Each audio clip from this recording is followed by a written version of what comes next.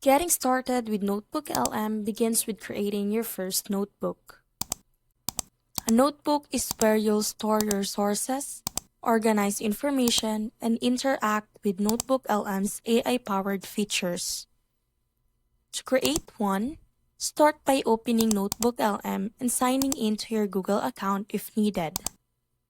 Once you're on your home page, look for the Create button and click it to start a new notebook.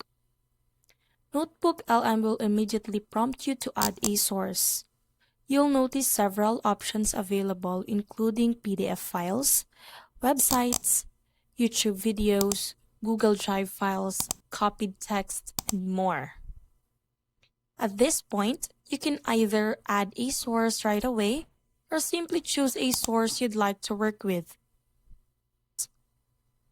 After the source is added, NotebookLM will automatically create your notebook and begin processing the information.